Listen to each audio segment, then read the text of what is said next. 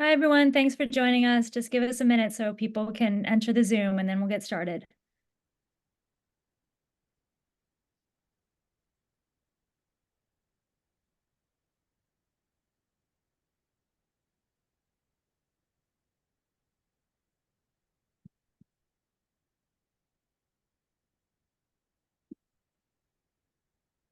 Welcome, everyone, and thank you for joining us. And I hope everyone managed the rainy weather this week. I'm Kate Slevin, Executive Vice President at Regional Plan Association, or RPA. If you don't know our work, RPA is a nonprofit civic organization that works to improve quality of life in the New York City metropolitan area, which includes not only the 5 boroughs, but also Long Island, Westchester, and the Hudson Valley, Northern New Jersey, and Southwestern Connecticut. Part of our advocacy, research, and planning work includes addressing the deep housing affordability crisis, ensuring that everyone has a safe, stable home, and our region goes from one of the most segregated to one of the least. At this point, there's broad agreement over the problem. We all know that too many people are struggling to pay for housing, and this hurts everyone, from individuals to society at large. In New York alone, RPA staff has estimated that we need over 800,000 new units of housing in the coming decade to address existing demand and accommodate future growth. But there seems to be a real desire to address the problem. But how to solve the problem remains the challenge. And while we all wait to see what happens in the state budget this year, we know that given the vital role our local leaders play in land use and politics, they have to be part of the solution. So we're pleased to hear from some local leaders today who really care about their constituents and want their municipalities to prosper. They have also applied and been among the first localities to receive designation through the state's Pro-Housing Community Program, established by Governor Hochul's Executive Order 30 last year, which rewards local governments with priority status for key state funding programs. Localities that achieve the Pro-Housing Communities designation will receive priority in their applications for key discretionary funding programs, including the Downtown Revitalization Initiative, known as DRI, the New York Forward Program, the Regional Council Capital Fund, and a number of others. And in this year's executive budget, the governor proposed making a designation a requirement for communities that want to receive funding for these programs. So far, 20 municipalities have been designated, with over 80 in the pipeline. These communities have shown their commitment to allowing new homes and a commitment to addressing housing barriers. Specifically for towns in downstate New York, their application must show that they grew their housing stock by 1% annually or 3% over 3 years. For other areas of the state, they must show a growth in housing of 1% over 3 years.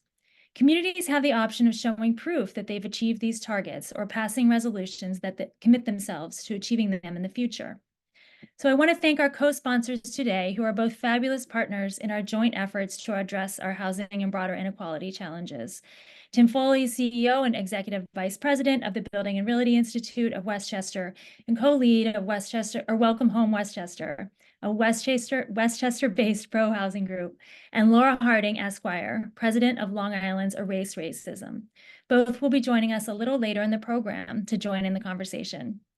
Before I pass it over to RPA's New York Director, Malin Mehta, I want to let everyone know that RPA has 2 events coming up in the next month.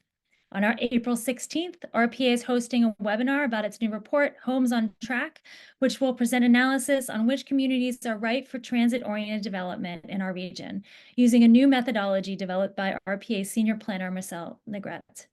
And from April 29th to May 3rd, we are excited to host our flagship event, the RPA Assembly, with virtual panels Monday through Thursday and an in-person event at Chelsea Piers on Friday in Manhattan, and we hope you'll join us. More information about both events can be found at rpa.org. Again, thank you so much for joining us today. And with that, I'll pass it over to Malin.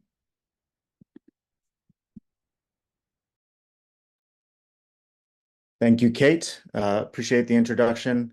And now, thank you all for joining us. It's my distinct honor to invite our panelists to join. And as they do, I'll give you a little introduction on the wonderful leaders that are joining us today. Mayor Yadira Ramos-Herbert joins us from the city of New Rochelle, where she was recently sworn in as the 24th mayor and is the first woman and person of color to hold the office. She previously served as a member of the New Rochelle City Council and as an elected member of the New Rochelle Public Library Board. She's a member of the Lincoln Avenue Task Force, a member of the Task Force on Reducing Violence in the Lives of Children and Youth, and a member of the Downtown Revitalization Initiative Planning Committee. She helped facilitate the city's police reform plan, worked to close the COVID-19 vaccination disparity gap during the pandemic, and has led initiatives to increase the number of youth applying for summer employment. She holds a BA from St. Francis College, a JD from SUNY Buffalo Law School, and a Master of Education from Northeastern University, and she's worked as a litigator at various law firms and spent 10 years at Columbia Law. Last year, she was also selected to join Bloomberg's Center for Cities program at Harvard University for newly elected mayors, where she's focused on leadership and strategic planning.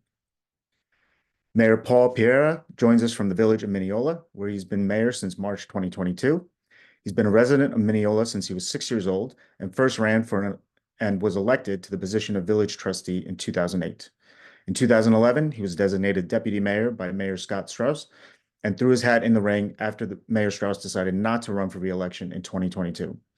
He serves the residents of Mineola not only as their mayor, but also as a high school teacher, giving back to the community he has called home for 4 decades. Paul began his teaching career in the Mineola School District in September of '93 as a member of the high school social studies department. He's led the successful boys varsity soccer program for 2 decades, and now in his 31st year, Paul continues to enjoy teaching and coaching young men and women of the Mineola School District. He is proud of his work leading downtown revitalization efforts, infrastructure improvements, and improvements to the village's parks and fields. Paul has a Bachelor's of Arts degree in history from Adelphi University and a master's in history from Queens College. Deputy Mayor Len Simon joins us from the village of Croton-on-Hudson. He was raised in the Bronx and Yonkers and founded Simon and Company in Washington, D.C. in 1987 to provide assistance to the public sector in the areas of legislative affairs, intergovernmental relations, federal grants, program development, and special projects. Previously, he was also an assistant executive director of the U.S. Conference of Mayors for many years. Since returning and settling in Croton-on-Hudson, Len has been engaged in public service. He was appointed in 2019 by the mayor to be a member of the zoning board and the sustainability committee and assisted the village in several other key areas. In November of 2020, Len was elected to the Croton-on-Hudson Board of Trustees, the village's governing body, and was reelected to his second term in 2022. In December of 2023, he became deputy mayor. As a trustee, his priorities have included fiscal recovery from the COVID-19 pandemic, affordable housing, sustainability, public safety, economic development, infrastructure, and telecommunications. He is especially proud of his work helping to get affordable multifamily housing projects approved. And finally, we have Mayor Steve Noble joining us from the city of Kingston, where he was born and raised. He began his career at the city of Kingston's Park and Recreation Department, serving as an environmental educator and then as an environmental operations specialist. He began his first term as mayor on January 1st, 2016, and was recently reelected for a third term, which began at the start of this year. His tenure has brought significant improvements to the city, including winning a $10 million DRI grant for Uptown Kingston, investing over $25 million in Midtown infrastructure, securing over $22 million for waterfront improvements and sustainability efforts, and completing an overhaul of the city's antiquated zoning laws with a new form-based zoning code, among many other major infrastructure and sustainability projects. He graduated from the SUNY College of Environmental Science and Forestry with a degree in environmental science and earned his master's in public administration from Marist College. So with that, thank you all for joining today and talking about all the housing work going on in your communities.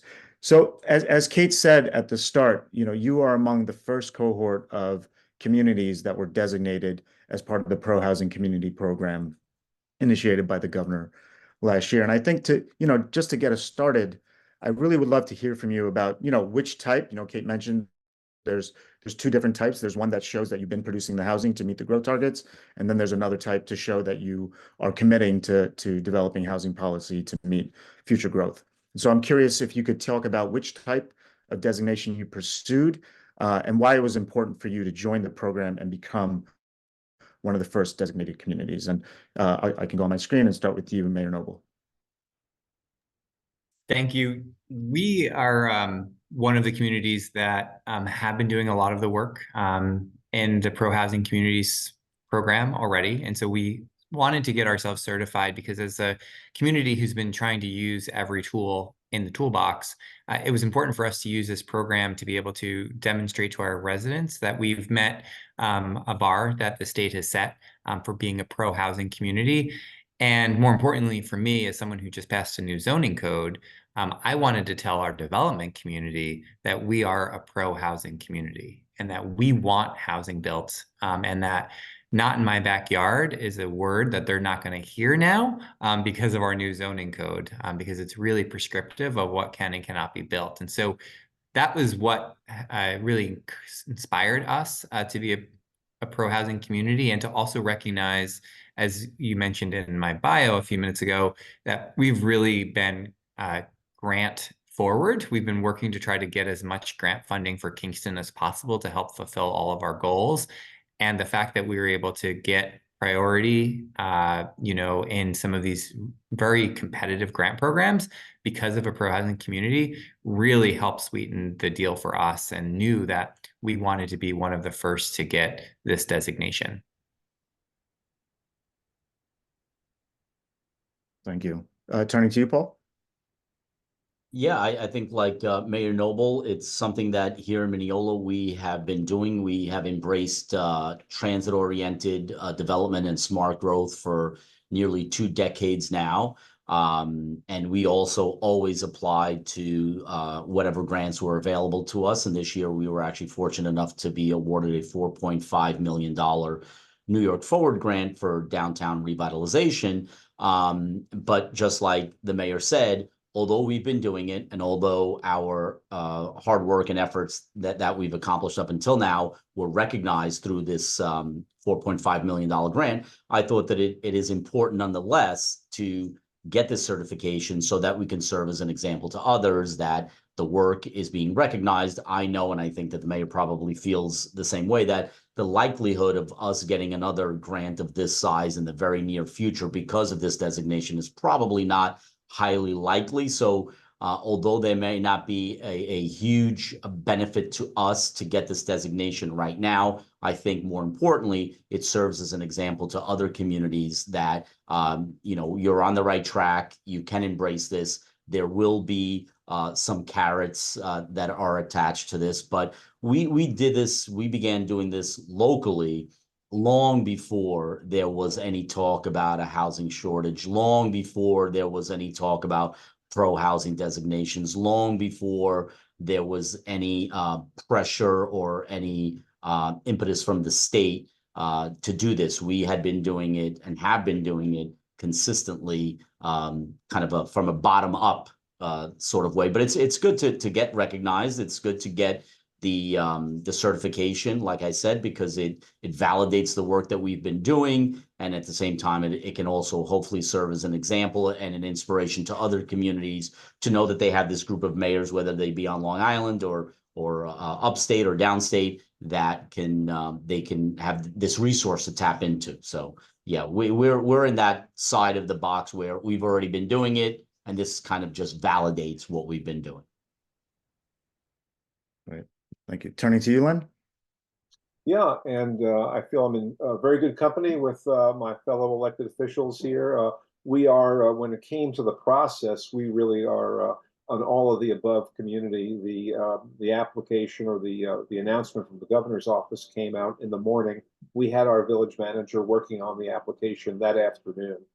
We did both the resolution and, in fact, our metrics worked very well as well. Even in the previous year, when the governor was looking at that more on the mandate side, we had the numbers a little bit because of our low base. The fact that we were adding both 106 units under construction at that point, including 40 of them affordable, helped us. So we were able to do it both on the resolution, on future intent, but also on what our recent record was. And like the mayor of Mineola, my friend just mentioned, our process began years ago, and I always feel that nothing good in government happens fast. If you want it to have a lasting impact, so many factors came into play in getting us to the point where we're not only producing multifamily housing units, but being competitive for the pro-housing community designation.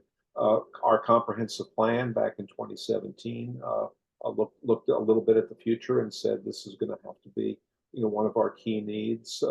We've been working on our zoning on a section by section portion of our village, guided by the comprehensive plan. We really thought that the county housing needs, Westchester County housing needs assessment that was done several years ago was critical, because it showed for all of us not only the shortage of housing, but the high percentage of individuals, even in places like Croton, where people may not think that's the case, that were paying over 30% of their monthly income on housing. We have far more renters in Croton than people would imagine. Just because someone is renting a unit in a building that doesn't look like a traditional apartment building, they're still renters. So we thought the pro-housing community designation was important. As Mayor said, validates us locally. As I think of it as you're off to a good start, but keep on going. But I think most importantly, both state partners and to an extent a continuing partnership with the county becomes part of that. There's always going to be a competition for resources. I like to think of the pro-housing communities designation as a little bit of an HOV lane to some of these grant programs, and obviously we're going to have to be competitive for that and make our case. But we think we'll do good, whether it's New York Forward or Mid-Hudson Momentum, which is more infrastructure based, but infrastructure related to housing. So we think the pro-housing communities designation means a lot. For us, being a relatively small community, I think more than anything to us, it means that even in a small community, big things can happen. We look forward to that being the result in the future. Thank you. Turning to you, Yadira. Sure. I mean, my colleagues have said much of what I think I would say. You know, New Rochelle started a form-based zone coding in 2015, which essentially just analyzed empty lots in the downtown and spaces for which there was really nothing going on, and thought of a way to drive revitalization of the downtown by bringing in people via housing. So we were a little bit ahead of the curve as well, as many of my colleagues were. And that has proven to be wonderful. I mean, we've approved about 11,000 units, about 6,500 of those are either constructed or, you know, approved for construction, and our lease rates are like 81%. So folks are coming to New Rochelle. It's helping us to bring more people and more disposable income, which helps revitalize the downtown and also helps us address the housing shortage. So we fit the first prong of the two that you mentioned. And again, it was the foresight of my predecessors on the council, and I'm lucky to be able to see it cross the finish line. Thank you. So I think something that you all touched on, and Len, you brought up, you know, what the Westchester County Housing Needs Assessment helped with. So I think just thinking, you know, more broadly about the program, I think, you know, clearly you all were ahead of the curve. You all were doing the work. But there are many communities around the state that might be interested in applying, but are unclear about what the process entails. Many may not have adequate planning staff or capacity to really undertake some of the planning efforts that you all were talking about.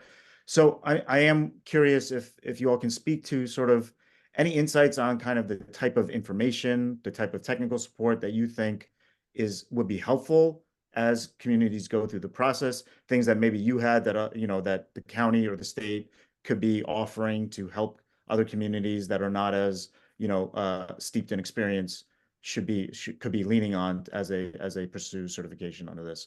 And Yadira, I can start with you if you want to kick it off. Sure. I mean, I find that we've been able to connect with staff members both at the state and county level just for support and guidance. So in Westchester, we're lucky we have George Latimer, our Deputy County Executive, Ken Jenkins, who are always kind of like the first stop and help us find the right people on the team for which to liaise with. And then similarly in the governor's office, the regional reps have also been helpful in HRC and just kind of picking up the phone, identifying what are the bullet points. Again, we had a lot of housing before the application came out. So, you know, wanting to retrofit or make sure things that we took for granted were highlighted were parts of that process. But I can't underestimate the support. I think it's so important to the governor that the support that regional partners have been able to provide helped us get across the finish line.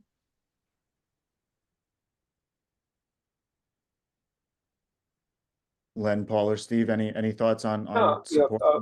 Thanks, Paul. You know, and I think, you know, the mayor said it, you know, very well. I would just add this, you know, that housing is hard.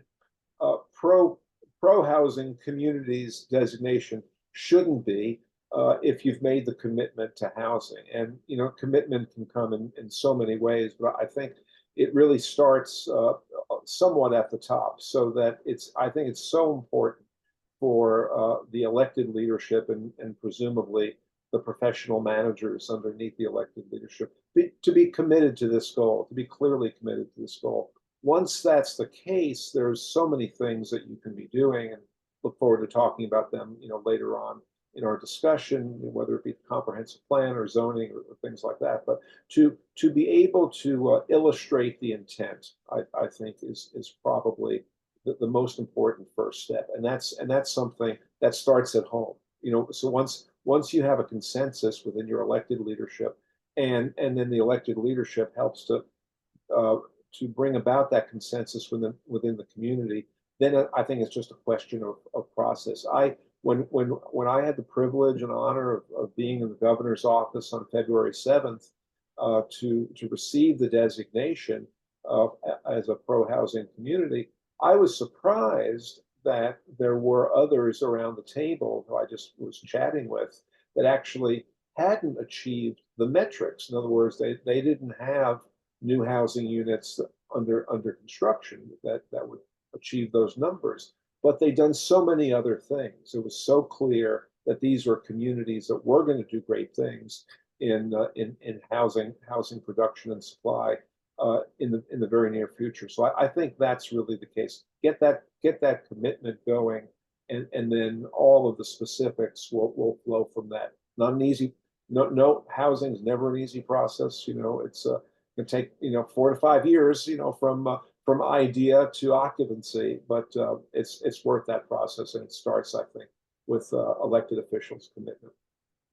And if I could just add briefly to both of the mayors, is that from a capacity perspective, I would say that there's two ways to be able to help build that internal capacity as well. We need leadership from the top, but we also, I would say that some communities already have housing committees. And those committees of volunteers can really be helpful in both outlining steps that communities can take and help to get those resolutions in front of town boards or city councils, and can really help lead that. One of the things that I did in my administration a few years ago in 2020, thankfully before the pandemic, but it worked out perfectly, is that we actually created an office of housing initiatives. And so I actually have a full-time staff person who is able to work with our volunteers and work with our community to really move our housing initiatives forward, which really aligns with what will be needed eventually with the pro-housing communities, is that you need to have someone dedicated to housing to be able to help move these initiatives forward, either at the staff level or a committee of volunteers that are going to help keep the fire going underneath all of us elected officials who have a million things to deal with, to make sure that this is a top priority to move each of these initiatives forward. So I just wanted to add that to the conversation.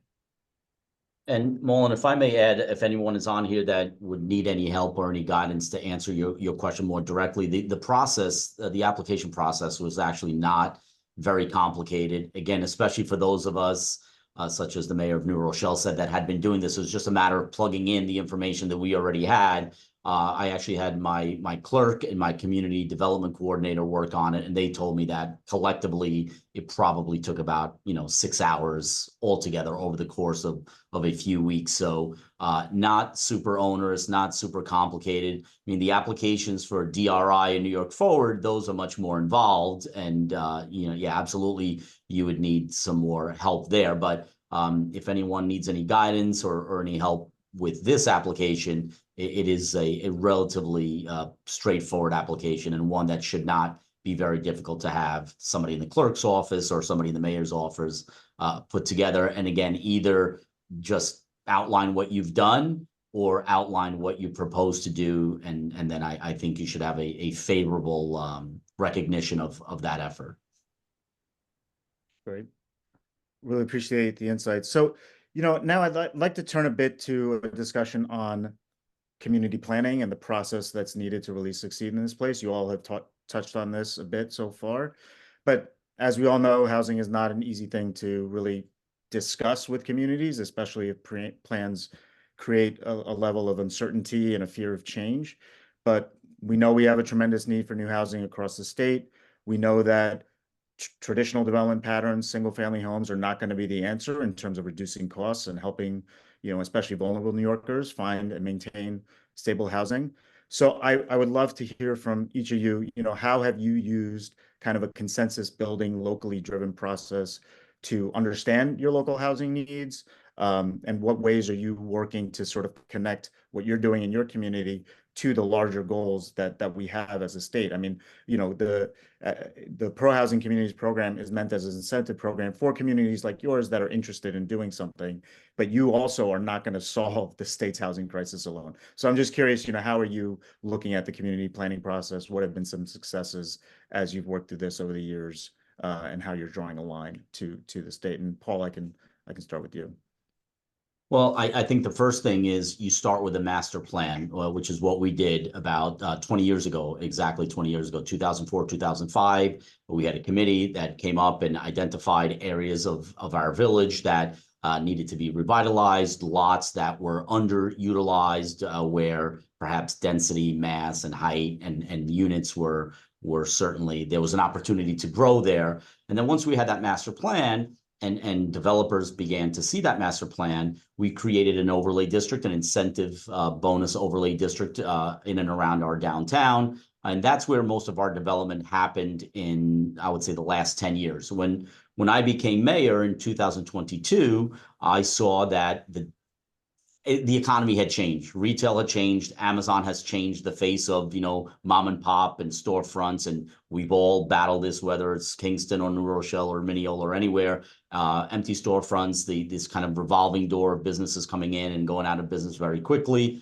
And so I thought that we needed to rethink what retail looks like and what our downtowns look like. And so we created 2 additional overlay districts on top of the one that was created back in 2004, 2005. We created a historic overlay district in our downtown, which limits the size, the mass, the density, the height, so that it fits historically with the buildings that are there, so that it's not kind of a free-for-all.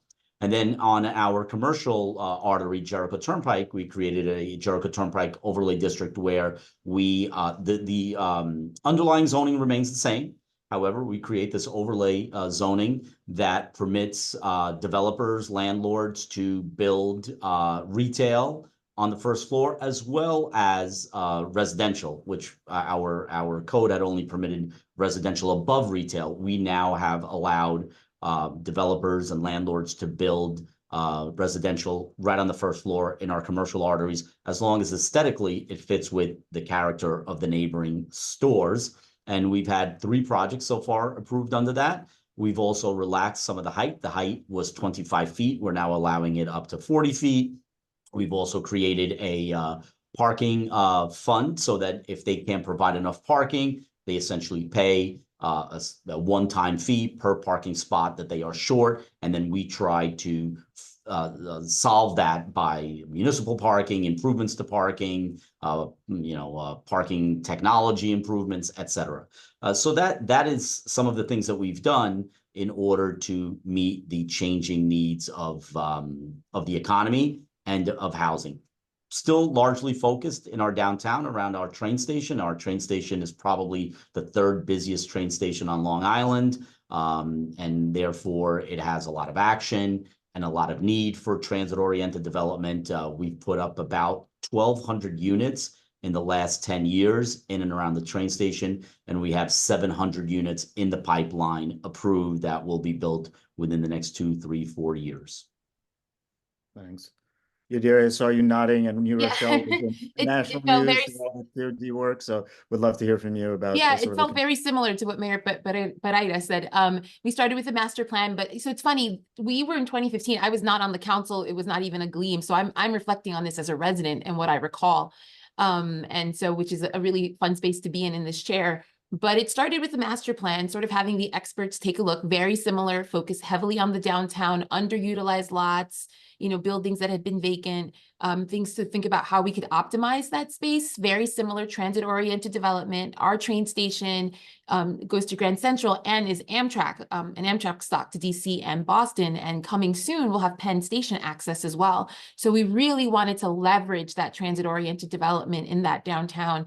But the part I remember, and again, as a resident, was a lot of community engagement around what did we want the downtown to look like, what were assets and features, and then we used that to leverage it in community benefit bonuses so that as developers came and wanted height bonuses, we could bring resources back to the community, open space, walkable, like storefronts, things like that. So it was a partnership of like expertise, but also community engagement for many years and in different modalities, you know, churches, online, pop-ups. I mean, there was really an effort to get a lot of community buy-in before we kind of closed the deal on that. 2025 will be our 10th year and we're re-looking at it again. So similar to what the mayor from Mineola said, you know, there'll be adjustments and tweaks. Parking is interesting to think about when you think about transit-oriented development, but having buildings and what does the car look like in parking lots. But thus far, very similar approach, master plan combined with community engagement, leveraging community benefit bonuses to bring a downtown that residents feel attached to and that represent their vision for their city. That's great. And Steve, I know you Kingston went through a big reform recently. Would love to hear, you know, how you build community consensus around some of those major changes that you enacted. Yeah, so most mayors try to shy away from zoning. It's a tough subject, and so we threw out our entire 1960s zoning code, threw it all out, and started from scratch with a brand new citywide form-based code.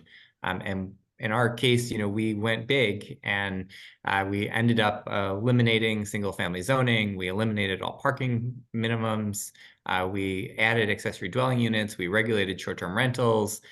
We grew height in many areas of our city while still protecting kind of the historic districts that we have.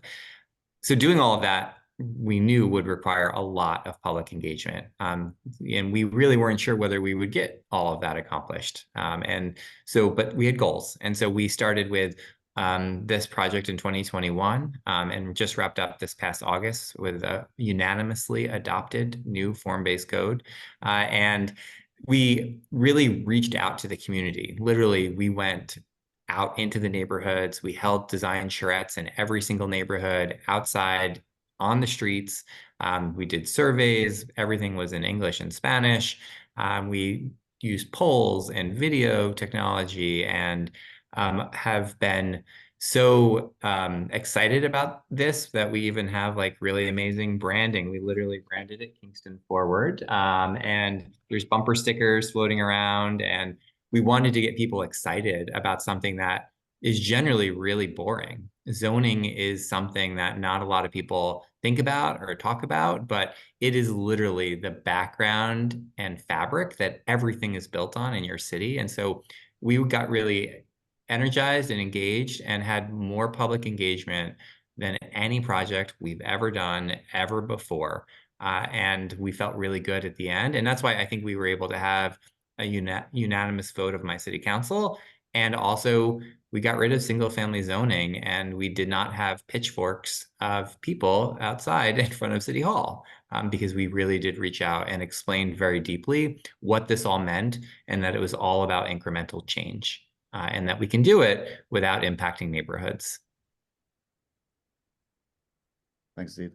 Len, you have one of the smaller communities, but would love to hear about your experience in building consensus. Lots of similarities. I'll say to Mayor Noble, count me as someone who gets excited about zoning. Yeah, I think it is key. But a lot of the similarities, and I'll just give a couple of vignettes. We did the comprehensive plan in 2017. That's kind of been our charter and our guidepost for a lot of things. We actually had a housing task force, made up of some people with some considerable background in housing, but also elected officials, merchants, representatives of our school system. We've got try to bring the community together. Lots of charrettes focusing on some of the zoning thing. But then being a small community, with just some unique factors. What we tried to do is take a look at what our opportunities were. There was this fascinating thing that happened about 20 years ago, actually 30 now, where right at the sort of the center of Croton, where 9 meets our two of our major streets, Municipal and Maple. There had been an old warehouse there. Eventually, it was abandoned. Eventually, someone came in and wanted to put a McDonald's drive-through there, and there was an uproar from the community. They didn't want that. It ended up in litigation. Litigation ended up with the two sides settling, and the village purchased that land from Mr. Katz. It then became known for about 20 years as the Katz property. And because nothing in government that's good happens fast, it took about that long to figure out what to do with the Katz property. And eventually we realized that's where some of our first zoning ought to occur. And so we zoned that area for multifamily housing. It was a long process because even though that had been an ongoing business, for decades before it was abandoned, people got used to walking their dogs there and having that little quiet place. And so we had to kind of deal with some of those issues. And like a lot of the developments that we'll have here in Croton, nothing in Croton is ever far from any place else. And so you may have, in our case, a 3-story or 2-story apartment building, but it's going to be fairly close to single family housing units. So we had to work a lot in terms of the site plan and get a lot of community input from that, make certain concessions to the community. But all of that's possible when you're dealing with hopefully good developers and initially it's property that you own. So that's our affordable housing project that almost finished, going to be occupied this summer, and that's the one that I was telling earlier. It's for 33 affordable units, 100% affordable, 33 units. As of last night, we have 5,000 applications for that, which underscores what the need is there. So another quick vignette, as some might know, in Croton, we have the largest parking lot in the Metro North system, over 2,000 parking spaces. And for decades, it's been 100% full. It was so full that about a dozen years ago, we acquired a parcel across the street as an overflow parking lot. Well, comes COVID, and right now in our main parking lot, we're probably about 75% of pre-COVID, and that'll grow a little bit over time. We never expect to be 100% there anytime soon, and we certainly didn't think that we were going to need the overflow parking. So we set up a task force with we used to call that Lot A, and so we set up the task force with the exciting name of the Lot A Task Force, and they went about trying to figure out what some of the needs were going to be. We looked at the zoning there, and in effect, because it was right across the street from the train station, naturally it became our TO, the heart of our TOD district. And we've been very encouraged by the responses to an RFP that we got from the development community to repurpose Lot A for multifamily housing. But that process it takes quite a while, and I think the best thing that we've done is to integrate public participation in that early, often continuous, and as widespread as we can. And it gives you, I think it gives a certain amount of comfort level going forward, but also creates additional spokespersons for you as these projects emerge. We went through the same process finally with the rezoning process with ADUs, which we just finished about 4 or 5 months ago, and I'm our board of trustees liaison to our planning board, and planning board met Tuesday night and approved our first 2 exterior ADUs. Croton has had the interior apartments ADU authority for about a dozen years, but the exterior ADUs is new for us. So we put a global cap of them on at 50, including existing units, and now we have our first 2 on that. And the ADU process, because there was so much education involved so much public education in terms of what is an ADU, how can ADUs be made compatible to existing neighborhoods, and they certainly can be. But it took about 2 years to do that process, but now we see the results. And as I mentioned, Tuesday night, we approved the first two. So again, getting the public in every form involved early helps a lot. And then understanding, as Mayor Noble said and others have said, zoning is such an important authority and ability that you have. It really drives so much of the process. Yeah. Thank you so much, and exciting to hear about the ADU program moving forward. So we have a lot of questions coming in for the audience, but before we open it up, as Kate mentioned at the top, we do have partners here who are working locally with elected officials and local stakeholders to help build more support and understanding around a lot of the issues we're covering today.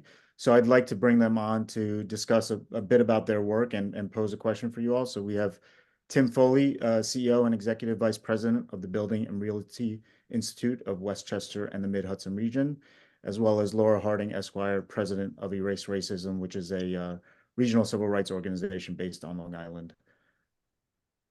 And Laura, why don't we start with you? Oh, you're muted. Great, thank you. Thank you for having me here. I'm really excited about this conversation. As you know, New York State is experiencing a housing crisis with a special emphasis on affordability, and Long Island in particular is a prime example of this. And so across 10 years, we know that Long Island as a region has had one of the slowest housing growth rates in the nation. And our attempts to address the issue have been tempered by restrictive zoning, environmental concerns, and also opposition from community members. However, as home prices continue to rise, supply is low and demand is high. We must act with an urgency even now more than ever. And so I'm excited to engage in this conversation and to hear the mayors share their plans for what they're doing locally to address this. Well, if I may, I guess since I'm the Long Island representative here, I was actually going to bring this up, and I'm glad that Laura brought it up. There was I think that Laura's referencing an article in Newsday that came out this week saying that Nassau and Suffolk counties ranked, at the bottom in similarly sized communities across the nation. The article, which doesn't surprise me, considering the source, is just not fact, or it's not put in perspective, right? It's not put. It's taken out of context when you're comparing mature suburban communities, such as the ones that you'll find in Nassau County, 50, 60, 70 years old, to rural communities in Texas. Of course, they're going to grow. They have plenty of room to grow. So that is, those growth rates are skewed because there's only so much you can grow. Mineola is 2 square miles. We have 21,000 residents in those 2 square miles. I don't know I know that the population of Kingston is about 23,000. I don't know what the physical area. Mayor Noble, what is the size of Kingston? We're about 7 square miles. 7 square miles. So 7 square miles versus 2 square miles. Obviously, there's a lot more opportunity and room to grow in something that is 7 square miles versus 2 square miles. So I just wanted to put that out there, that sometimes that is misleading. Communities can only do so much, and you can't keep squeezing the same sponge, and eventually you're just going to run out of liquid out of that sponge. So, but I think that I believe that we started this with Kate saying something about that local leaders don't have to be part of the solution. I think local leaders are the solution, right? So we have to be invested. It has to start with our communities. No one knows our communities better than the people that are sitting here. So that is the right approach. And I think we've seen that the approach that the governor took last year was not the right approach. And I think this is a much better approach with the pro-housing communities initiatives and DRI and New York Forward, and letting us maintain local control and being able to do this with input. And I think that that's the most important thing. I think I've heard this from all 4 of the panelists here, is transparency, input, committees, task forces, et cetera. And I think that if we do that, will meet the needs of the communities as we go forward. Mayor, I have a question though, because we know on Long Island that typically there's certain communities who have the space, who are unwilling to take the incentives. And so I think that I'm not going to argue local control or state control. I think it very much is a local conversation. But what are your thoughts about communities who actually can have some expansion, can have some building, but are simply refusing to do it? And I think you all are exemplars of what happens when localities realize there's an issue and they're committed to addressing the issue. But there are many localities on Long Island who simply are not. And so I think it's a valid question, and maybe it would be helpful for you all to share if you dealt with any resistance when you came up with solutions and how you were able to neutralize them, because it's a real issue on Long Island. I don't think we can pretend that it's not. I can't speak for other communities. I think I did not, and my predecessor did not seek to neutralize opponents.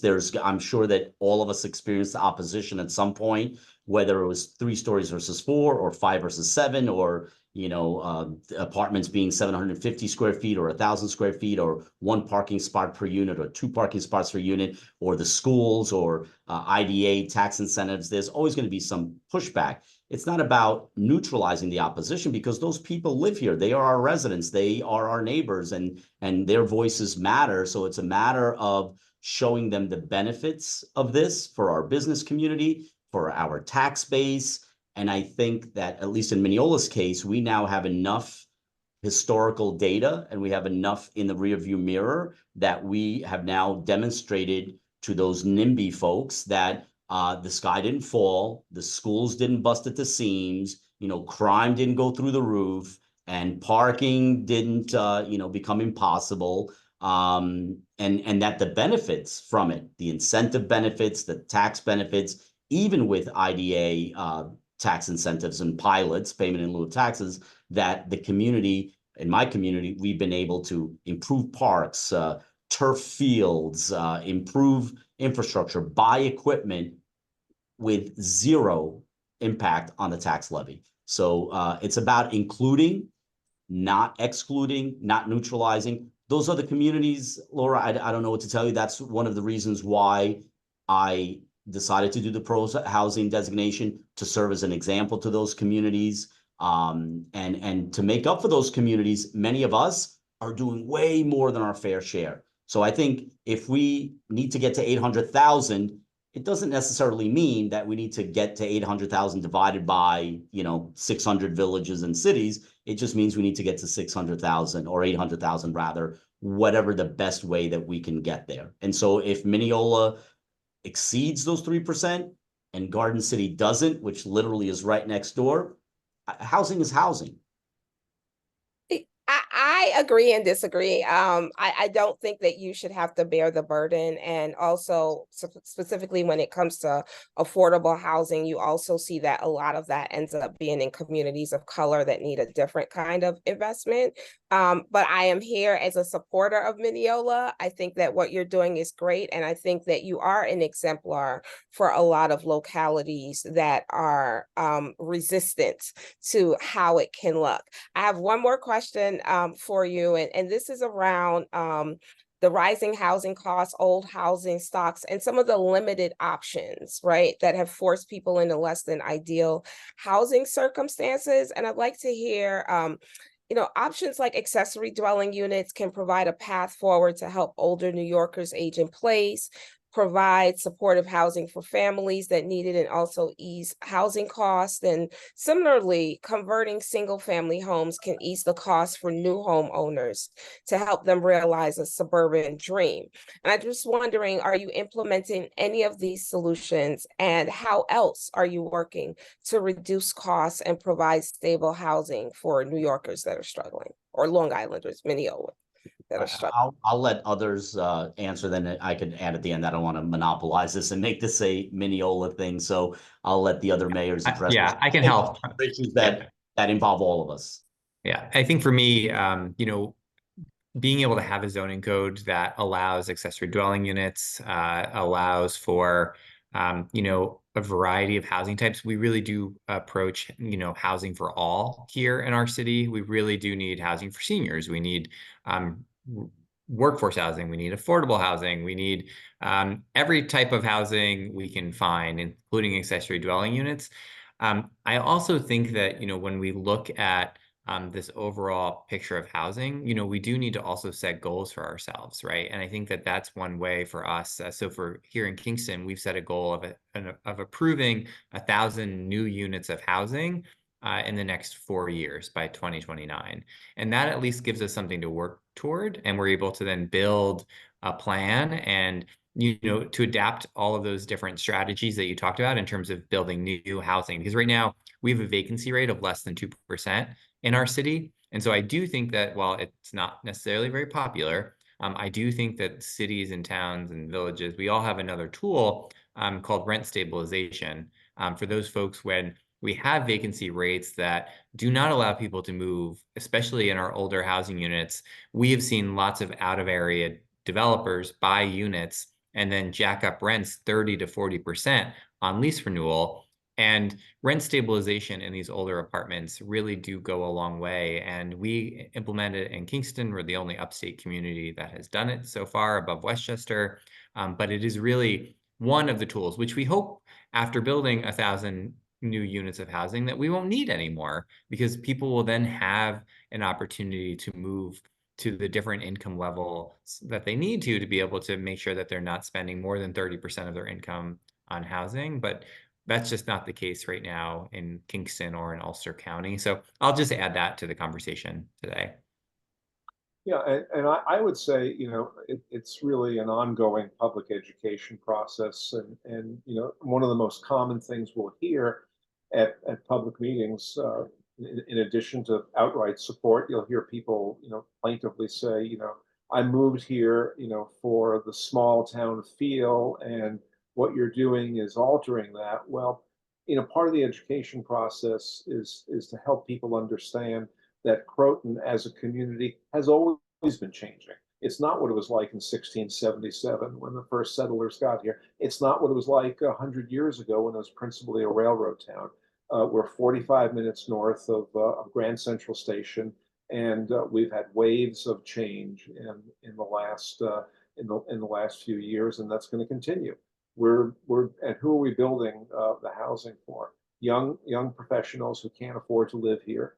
The average sale price of a house in Croton, which used to be below everything, is now $716,000. Our empty nesters who no longer want to pay the high New York State property taxes or maintain a home have to leave. There's no place really for them to go in Croton. And then, I guess my favorite group is the people that are already in Croton 8 to 12 hours a day, but they just don't get to sleep over. And they're called workforce. They're teachers, nurses, police, fire, emergency medical, ShopRite workers, all the people that really are the heart of our community but have to live someplace else. We were showing off some new fire equipment to our fire department about 1.5 years ago, and I said to one of them, "What do you think?" And she responded to me, "This is great, but what we really need is housing in Croton." So I took that as a direction, part of our mission statement. So we want to do that. But then, we have existing renters, and we adopted a ETPA, Emergency Tenant Protection Act, about a dozen years ago for our 2 largest apartment buildings. We've now extended that to virtually all of our apartment buildings because of the pressure that people are under for rent. So we want to make sure that people who are here in rental situations, get to stay. So there's a lot of things that we can do, but I think education, public involvement in the process, and using, in addition, by the way, to our own zoning powers, one of the great powers that we have, and it's been mentioned, a little bit here, is we're the owners of public property in many respects that can be repurposed for housing. And when you do that, you have a little bit more leverage in how that housing is going to be developed. I like to say to folks also that in Croton, which is somewhat, we're 4.85 square miles, but about half of that is river, so we don't have a lot of areas that we can expand into. And we're essentially built out when it comes to single family housing neighborhoods. So in Croton, there's really no place to go but up. But we do need more people here. Multifamily housing is generally going to be the way that they get here. And we see that really as in many respects as a way of renewing our community. That's what we're about. That's what we're about doing here. So as Malden mentioned, I'm Tim Foley. I'm the CEO of the Building and Realty Institute, which is a real estate trade association.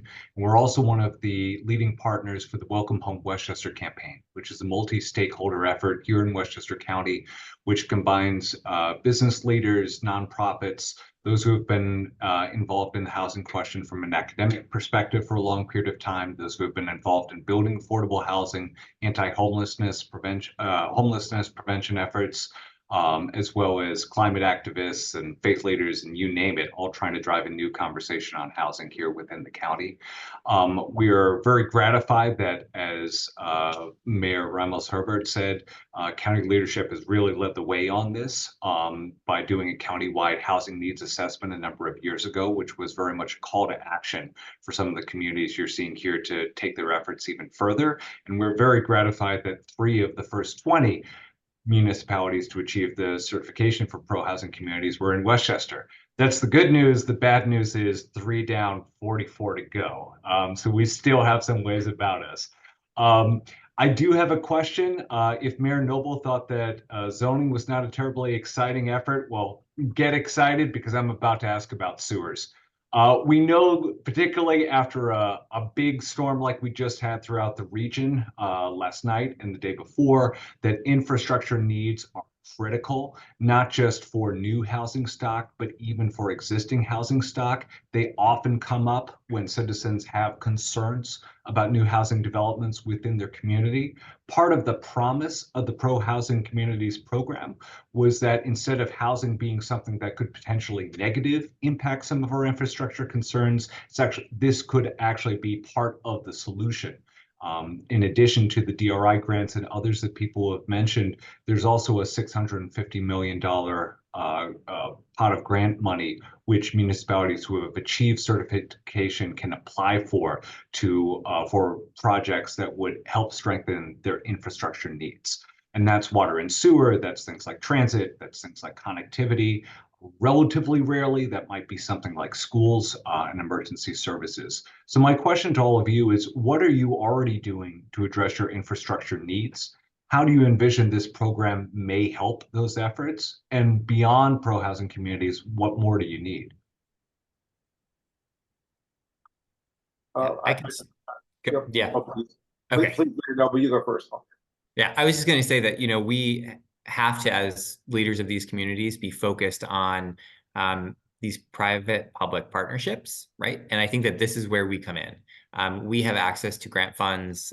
We have access to our own long-range plans on capital plans for both sewer and water, on where we need to rebuild, how can we expand capacity, and being able to partner that work up with a private housing developer or nonprofit housing developer is key. And we've done it here in Kingston multiple times on housing projects, being able to then bring state funding and local funding to the table to be able to say, look, we invest $5 million on this sewer and stormwater line, we can then have 100 units of housing. And that conversation with my city council goes a whole lot smoother when I'm asking for bonding. And it's a really compelling grant application. And so I think that going forward, it will be nice if we didn't have to compete for grant funding to be able to move some of these projects forward. Literally, there are billions of dollars worth of sewer projects that need to happen in all of our cities.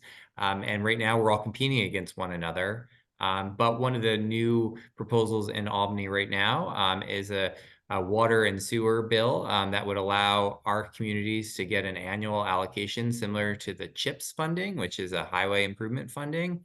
that would go a long way for us to be able to have some dependency of how much funding we would get each year, so that we really can make much longer range plans when it comes to making improvements to this infrastructure. So I'm all about sewer and water infrastructure upgrades. And so I say bring it on, because I think we're ready for municipalities if we can get some additional support. Yeah, and I'd say, ditto for all of that. Although in Croton, because our scale is a little bit smaller, right now we're talking about multifamily housing developments in 30 units, 40 units, 50 units, and happily our water and sewer capacity is good. We're going to have to take a good hard look at that for the future, but I think we're in good shape on that right now. Where we need to do some work is in the flood resilience area, particularly for projects that will be along the river. And we find that our needs are accelerating in there. Whether you think of it as climate change or other factors, but the impacts have been more severe in the last several years. And so hand in hand with what we're going to be doing in our housing development that's near the river, including in our TOD district, we're going to try to be doing flood resilience simultaneously. And then in another area, we've had just in infrastructure in general, we have a high-performing sustainability committee that's made up of just incredibly skilled professionals in many disciplines. And happily, Croton is the #1 community rated by NYSERDA under their Climate Smart Communities program. And we're doing projects that not only improve our greenhouse gas emissions, but actually are lowering costs across all of the village. We've put solar roofs on 2 of our 3 firehouses, as well as our public works building. If you were at our train station parking lot, which I mentioned in terms of its capacity, there is going to be one of the largest solar arrays in the country in a train station parking lot, finished sometime in August, and that's going to create great benefits for the community. So we have an amazing number of sustainability projects that are going on, which not only reduce costs, but also I think are very attractive to the development community. And similarly, we're trying to make Croton the bicycle and the pedestrian capital of northern Westchester, and we've got our work cut out for us, but we're doing a lot in making walkability and bikeability more of a day-to-day factor in Croton. That's going to require some additional resources. And I think that Tim, you were probably referencing, for at least for us, the Mid-Hudson Momentum Fund, which we'll have access to as a pro-housing community. We've actually had some meetings with the Mid-Hudson folks, and between that, New York Forward, some of the other programs, we see these just perfectly in tune with what our objectives are for the village in the period ahead. So we're just very grateful to the governor and her team for making these available to us, and hopefully we can put in good competitive applications that make sense for their goals as well. Thanks, Deputy Mayor. Mayor Ramos Herbert, I saw you nodding earlier. Oh yeah, I could like Mayor Noble, I can nerd out on this all day. So I love it. Flood mitigation is our jam. We have like a 10-year, we did a comprehensive study of our watersheds, and last year presented a 10-year mitigation plan. Every year we're putting $5 million in our capital budget. And it's a 3-pronged approach. We hired some more staffing. The $5 million will cover low-hanging fruit. And the top tier is looking for help, right? Whether it's public, private, through other government agencies. Another shout out for our county executive and deputy county executive. They're hiring a director of flooding to help kind of aggregate resources and help communities work together to get some more funding. So it really is an all hands on deck approach. Yesterday was a really bad storm, and neighbors are scared when it rains. They don't want to leave their house. They don't want to go to doctor appointments. It's really, the anxiety is high, property values. So how we leverage partnerships to do that. And another plug for development, part of the zoning for the new infrastructure was aggressive and robust water retention plans, right? So these new buildings actually help us capture more water than we otherwise would have. And when you layer in sustainability and green infrastructure approaches, being able to build from the ground up allows us to kind of help mitigate as much as possible. I don't think we'll stop it, but to mitigate. But it's a combination of the development plus the partnerships and some, strategic thinking, comprehensive assessments that'll help us kind of tackle this issue. But yeah, I could do this for 3 hours, so I'll stop right there. Appreciate it. Paul, do you want to talk Yeah, about the only thing I'm going to add is literally the entirety of this meeting and these conversations that we have regarding development or even low-income housing or transit, it's all for naught if we don't address the issues of water and sewer. So we can talk about this until we're blue in the face, but really the secret sauce is going to be water and sewer. None of this can get done without water and sewer. I think we've made that clear to the governor. 650 million is very nice. It's nowhere near enough.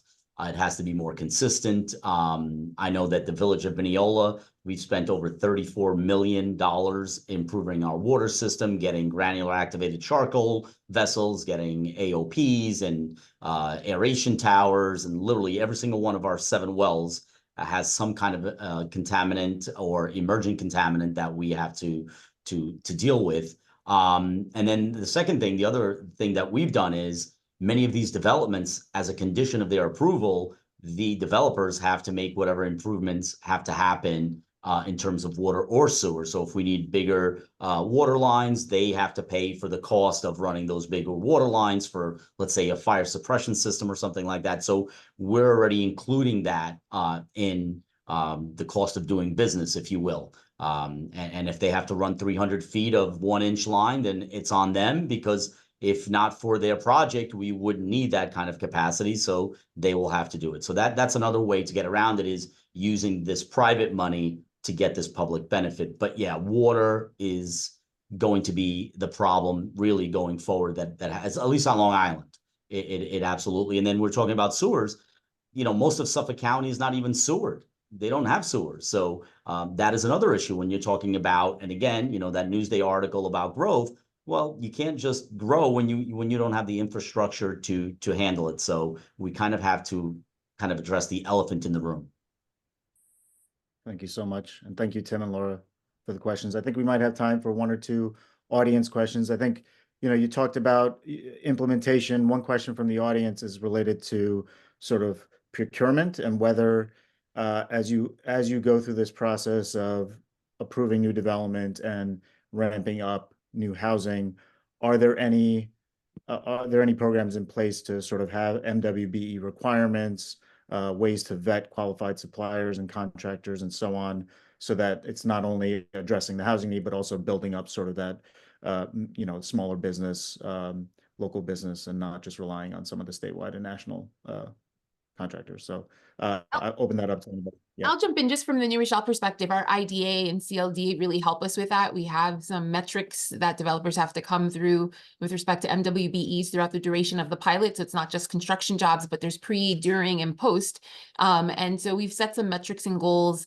IDA, and it's a ever evolving work in progress, right? Because the IDAs provide the financial sort of incentives that allow the projects to be profitable, but we also want to make sure that there's employment opportunities for residents and that we're getting as many benefits as possible from that. So that's something. We just had a robust presentation, and it's an ever-adjusting mark, but it's a way that the local municipality can demonstrate the importance, to your point, of making sure that there's acquisition of jobs by all in the community, while still, again, being very pro-housing. So for us, I would say it's IDA, and the CLD or CDL, I mix up my letters sometimes, but it's like the partner to the IDA and holding those boards accountable for what developers offer.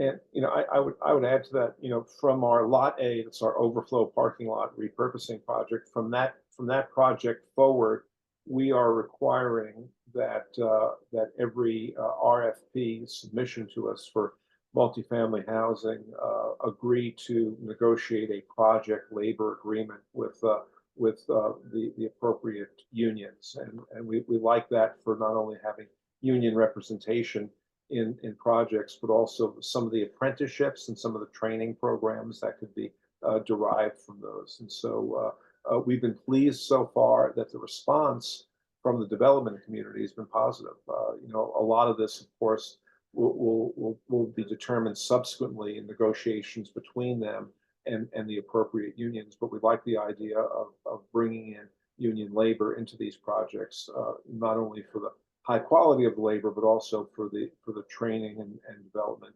benefits that could come from that. That's right. And what we've done in Mineola is, as part of any IDA agreement, obviously they go to the county. We don't have our own IDA, so they get the pilots through the county IDA, but essentially they have to make us whole. So we have a host community benefits agreement where the village portion of their tax, regardless of what the IDA decides, they will then make up the difference voluntarily. They will make up the difference for the village portion, not the school portion, not the, you know, and obviously, again, we're the smaller slice in that pie. But as far as doing our due diligence and protecting our interests, we are essentially made whole through this host community benefits agreement with developers. Thank you all. We're approaching time, so I did want to, you know, I think there's one last question that I want to pose to all of you, and some of it's come up, but you know, and I don't want to feed a response, but we did talk about during the prep call, Paul, about some of the advice for municipalities that are at the starting line in this whole effort. You know, what kind of conversations should they be having with their community, whether it's schools or traffic or what have you. And I would just love to get from each of you sort of a piece of advice you'd give to communities that are at the starting line, want to do something around housing, but are unsure where to go. What would be sort of the step one, step two that you would ask for them to take part in? And Yadira, I can start with you. Yeah, sure. I mean, I think, of course, the community engagement, but one tool that I find has been helpful. I don't want to be a little nerd, but like, we show this chart of like how much tax revenue we would generate on some of these lots without pilots and how much we're gaining with the pilots, both for the city and the school, 1 to 20, 21 to 40, right? All of our communities are sensitive around tax increases. All of our communities will recognize, though, we need to invest in infrastructure, both human and like the sewers, right? Let's go, Mayor Noble, you and I. So I think, but no one wants taxes raised. So I find that like, even in communities where they're still not as thrilled about what's going on downtown, whether because of disruptions vis-a-vis construction, or I moved to a suburb, when I kind of show the math and like lead with it, they're a bit more open to the conversation. And so I wonder in retrospective, to do it again, if that's a tool that also we could have implemented early on, just the numbers, right? Yes, there's a housing need. Yes, the infrastructure, but the numbers really don't lie. And so leveraging someone to forecast that and have it in a very accessible way to the community, I think is a tool that would help mitigate some gaps. Really great. Len? Yeah, I'd say just a few things. First of all, pick your developers very carefully. It's not a business transaction. It's really more of a marriage. You and the developer and the community are going to be living together for a very long time. So I think that's important. Take your time to figure out both their culture and their record in terms of whether you want their project in your community. Again, public property, you know, you won't always be dealing with projects that are on public property, but you have so much leverage when public property is around. We've mentioned a lot about task forces, you know, getting those up and running. Of course, the zoning power, state and county partners, as mentioned. We, you know, not only, you know, did the county help us with their county housing studies, but they were cheerleaders and advisors for us all throughout the process. And also back to the developer, pay a lot of attention to the architecture, because you want these buildings to fit in well into the community. One of the best compliments we got on our building that's about to be occupied is, you know, someone came up to me and said, "Wow, this project in reality looks so much better than the picture." You know, so usually it's the other way around. So So I think that was important. Don't be afraid of pilots. You know, they have their place in the process, and they are temporary, 20 to 30 years. And also take your time. Nothing good, as I've said before, nothing good in government happens fast. Have the conversation with your community about change is always with us. The goal is for the change to be graceful and not jarring. And I think also have that conversation with your community about the difference, the importance of understanding that although not all the new residents of a multifamily project will be existing residents, the people that move into that project will be Croton residents on day one. So we'll be welcoming new Croton families on the first day that they move into those 33 units, as an example. And that's really always been the case, because most people who live in Croton also lived someplace else before. So I think that's understanding. That's how communities grow and renew. And then finally, last but not least, I talk to I'm sort of the liaison of our board to the business community, and I always hear from our retail merchants, we need more foot traffic in Croton. And my response is, I'm bringing you more feet, you know, through our multifamily housing development, more people to shop in your stores. And so bringing in the business community early and having them as your partners, I think, is also very important. So that's the advice I'd give. Great. Paul? The advice, if you're just literally starting out on the ground floor, the first thing that I would do, and I think a number of us have done this, is create a master plan, number one. Number two is we hired an urban planner. You don't have to reinvent the wheel. Get people who are subject matter experts who know and can identify lots and properties and areas where certain kinds of development can happen. Of course, public outreach, be transparent. And then use our communities as examples of how the sky didn't fall. The benefits outweigh anything else. I mean, if we're going to get into, you know, some of the lessons that I've learned, and I think that the deputy mayor mentioned this, is it's very important to pick your developers. I think initially we had some national builders who then, after they completed the project, they sold the project, then it was sold again. And so we've now learned to stay away from that. And we've gone with developers who are invested in the community, who are going to keep ownership. Obviously, we can't force someone to promise that they'll own it forever, but we know who those people are. Those are community. And so our first large project was a national builder who may have built in other communities. And now I think we prefer to do business with people who are more locally focused. Some small things that we may not think about. We codified the fact that parking spots have to come with the rent, that they can't charge additional, because what they were doing is adding an additional charge. Hey, if you want a parking spot on top of the rent, it's $200 a month. And what that meant is, to save money, the residents of these apartments were then parking on our streets, parking on our lots, taking out our permits, which is denying our residents and our commuters those spots. So we got smart and we said, hey, that has to be codified. The apartment comes with at least one spot or two spots, whatever it is that we decide.